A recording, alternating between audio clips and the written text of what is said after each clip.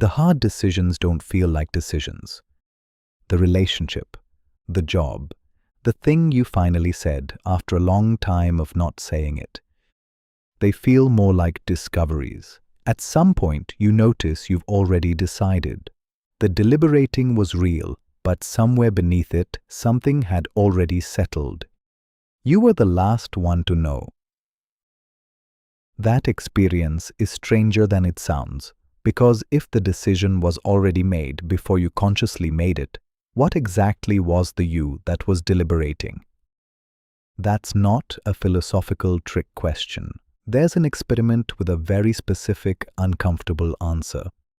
And both of them, the experience and the answer, matter more personally than most of what gets written about them suggests.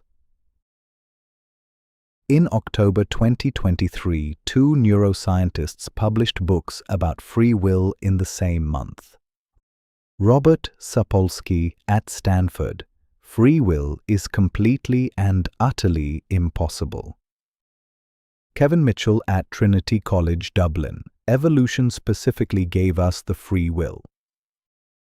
Same discipline, same evidence base, opposite conclusions, and both of them serious people who have spent careers on this.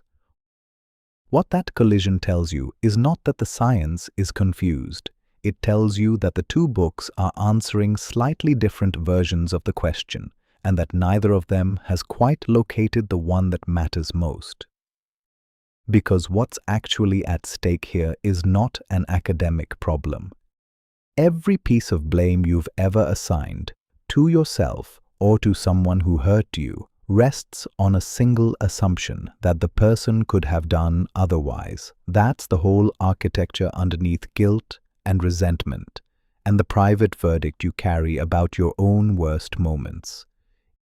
If that assumption is wrong, the structure doesn't hold. This video is about finding out which part of the structure is wrong, and which part survives. Picture the last significant decision you made. Not a trivial one, something that changed the shape of things. A conversation you walked out of, knowing how it would land. Something you said to someone when you were angry. One of those sentences that exists differently once it's out. An apology you kept meaning to make and never did. If you sit with the memory of it, really sit with it, most people find the same thing. There wasn't one clean moment of decision. There was a period of deliberating, and then a moment when they noticed they'd already decided. When the internal argument stopped feeling like genuine uncertainty and started feeling like delay. Something had settled before they admitted it. Benjamin Libet ran an experiment in 1983 that gave that experience a number. He had participants sit in front of a clock and flex their wrist whenever they felt like it, just that, whenever the urge arose, while electrodes measured their brain's electrical activity the entire time. What he found, the brain began preparing for the movement about 550 milliseconds before it happened. That's not by itself disturbing. Brains prepare for actions before they occur. That's just how movement works.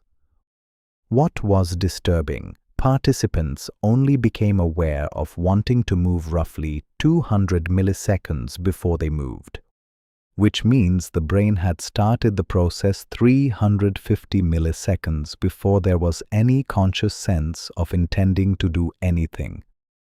The decision was already underway. Awareness arrived late.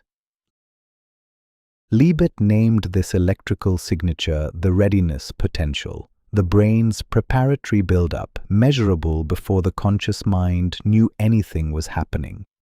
The researchers who built on this finding made a large claim from it. Conscious will, they argued, is not the author of your actions.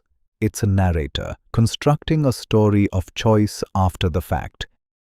And if that's true of a wrist flex in a lab, the simplest possible voluntary act with nothing at stake, what does it mean for the decisions that actually carry weight? What does it mean for the choice you agonized over, for the moment the other person decided to do what they did to you?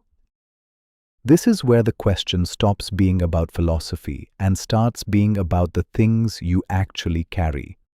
Because the moral architecture of your inner life is built on one assumption, that the people around you and you yourself could have done otherwise. That's what makes blame feel like justice rather than just reaction.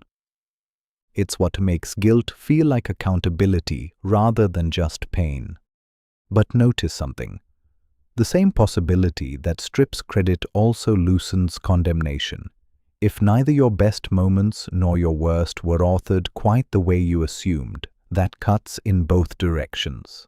That's what makes this question terrifying and, in a way that takes a moment to land, something unexpectedly close to a relief. Neuroscientist David Eagleman has made the point clearly: if determinism is complete, punishing people because they genuinely deserve it has no rational foundation. Courts in the United States and United Kingdom are now weighing neurological evidence at sentencing as real input. The philosophy has found its way into courtrooms. So the question Libet leaves us with is precise. If the decision was already made before you knew you were making it, what is the you that takes the credit? What accepts the blame? Three serious positions have dominated this question. They each matter, not as academic theory, but because what you conclude changes how you live. Sapolsky's case is the most unsparing. You didn't choose your genes. You didn't choose the family you were raised in, or what happened to you at 7, or the chemistry of your brain on the afternoon of your worst decision. Every one of those was a cause, and every one of those causes was itself caused, stretching back before you existed. The causal chain is complete. There is nowhere for a free agent to have inserted itself. Sapolsky is not being provocative. He believes this follows honestly from the biology, and that refusing to accept it is a kind of motivated avoidance. You can live well without free will, he argues. You just have to stop pretending. The opposing position, held by roughly 59% of professional philosophers, is compatibilism. Its move is more subtle than it first sounds. Compatibilists argue we've been working with the wrong definition of freedom. Freedom doesn't require being outside the causal chain. It requires acting from your own reasons and values, without external coercion. When you deliberate and arrive somewhere through your own reasoning, that's free will, not uncaused will, reasoned will. P.F. Strawson made the most durable version of this case. When you feel genuine resentment towards someone who hurt you, not just anger but the specific moral weight of resentment, you are not making a claim about physics. You're treating that person as an agent whose choices matter. That practice, Strawson argued, is not a mistake the neuroscience corrects. It operates at a different level entirely. And Sapolsky's reply to this is direct. You've just redefined freedom to avoid the uncomfortable question. When someone lies awake at 2 a.m. with real guilt, not vague discomfort, actual guilt, they are not thinking I acted from my own reasons without external coercion. They are thinking I could have done otherwise. Compatibilism does not reach that person. It isn't trying to. Then there's a challenge from within the neuroscience itself. In 2012, a cognitive neuroscientist named Aaron Sugar published a reanalysis of Libet's experiment that many researchers found significant. The readiness potential, he argued, may not reflect an unconscious decision at all. It may simply be random neural noise cresting above the threshold needed to trigger a movement. When you tell people to flex whenever they feel like it, you may be selecting for exactly the moments when that noise was about to peak anyway. This doesn't restore free will, but it does mean Libet's experiment may have been measuring something far smaller than what it was taken to mean. Libet himself proposed one more escape route. Between the brain's preparatory activity peaking and the movement actually happening, there's a window of roughly 150 to 200 milliseconds. He proposed that consciousness might use that window, not to originate an action, but to cancel one. Even if you can't choose what you want, perhaps you can veto it. He called this free won't. It almost works, and then it doesn't. Vetoing an impulse you didn't choose to have is not the same as choosing freely. The positive act of authorship, the one that makes blame and credit feel coherent, is still missing.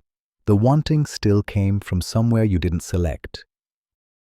After all of this, Sapolsky's hard determinism, Strawson's careful reframe, Scherger's methodological challenge, Libet's own veto, a shared failure runs through all of them.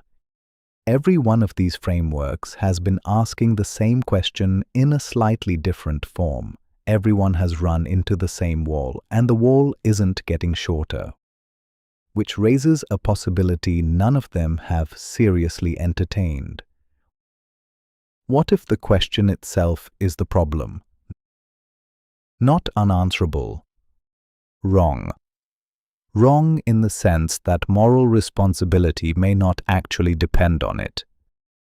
There is a tradition, older than any of this and more precise about the structure of the mind than anything produced by this debate, that begins somewhere else entirely, with a different question, one that turns out to have an answer. Go back to the experience this video started with. That moment when you realized you'd already decided before you'd consciously admitted it. Western philosophy looks at that moment and asks, was the process that produced it really you? Buddhist philosophy, working in a tradition of extremely careful analysis of the mind, looks at the same moment and asks something different. Not who caused it. What quality of intention was moving through it? The Buddha's definition of karma, recorded in Nibedika Sutta, is precise. Intention is what I call karma. Having intended, one acts. Not the action, not the consequence, the intention. This isn't a spiritual claim about reward and punishment. It's a redirection of the question entirely. Libet measured the neural preparation for a wrist flex, a trivial act performed in a lab with nothing at stake. Buddhist response to that experiment: you were measuring at the wrong level. A wrist flex carries almost no moral weight. The morally significant event is not the movement, it is the quality of intention present when the action that actually matters occurs.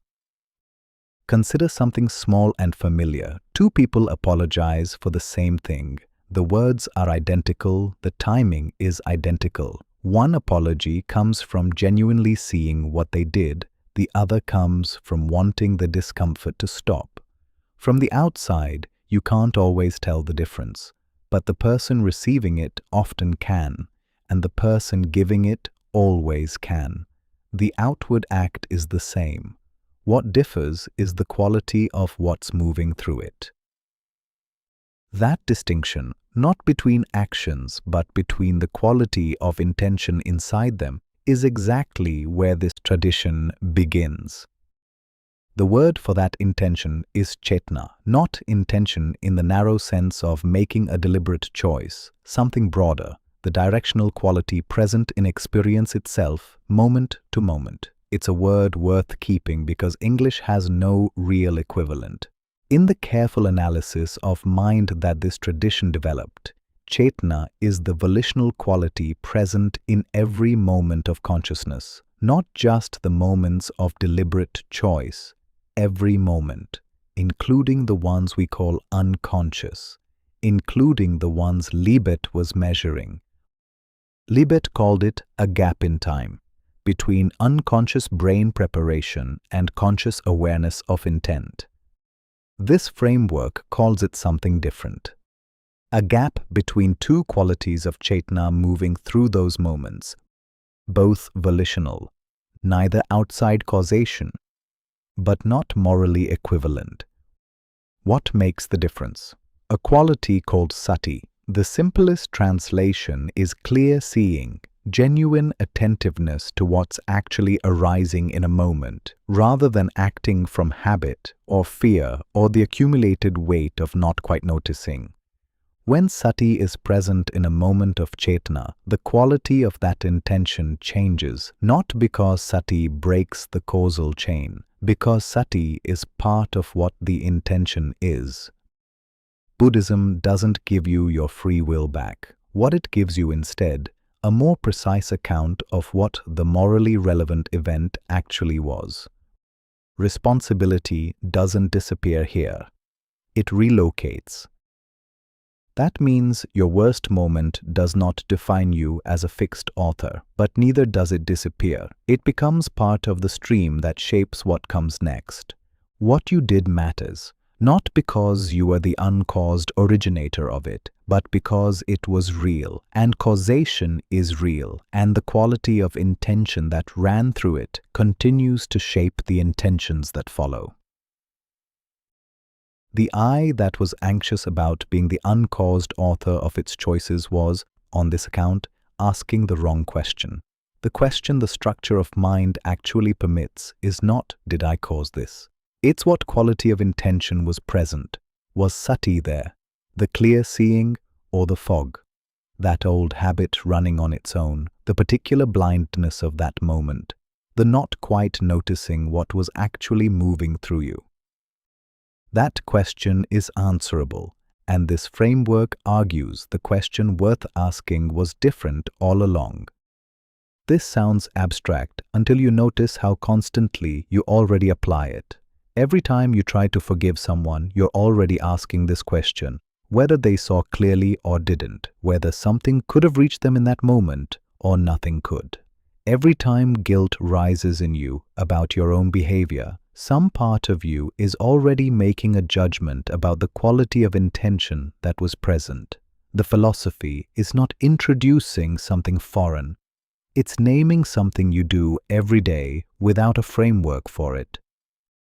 There's a question this opens. If there's no fixed self, who carries the weight of what you've done?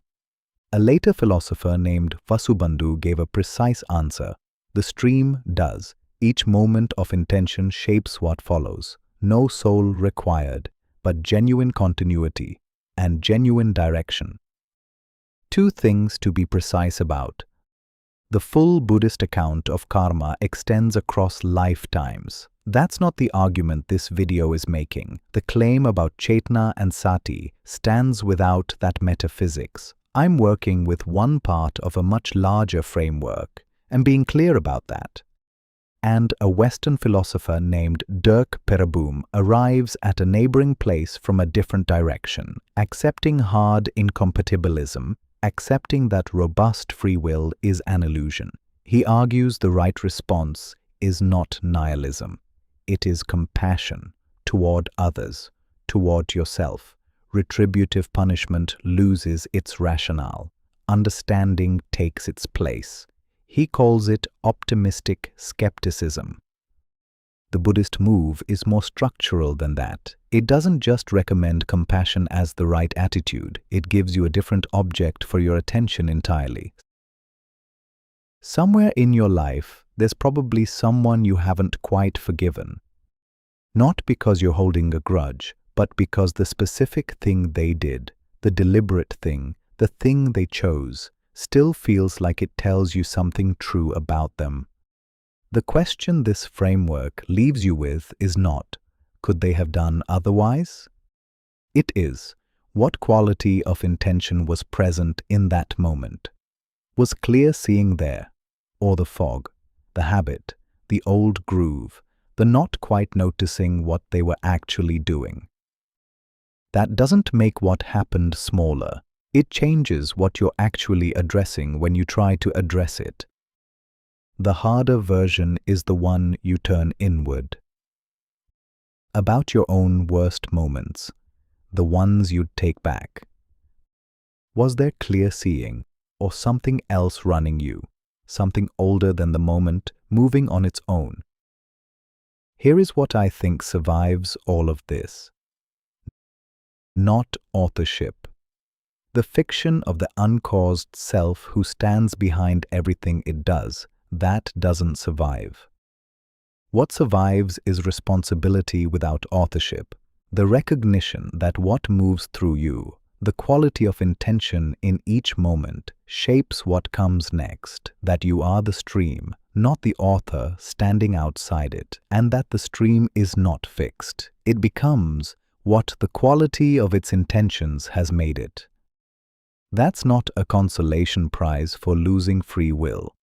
That might be what responsibility always actually was, beneath the story we were telling about it.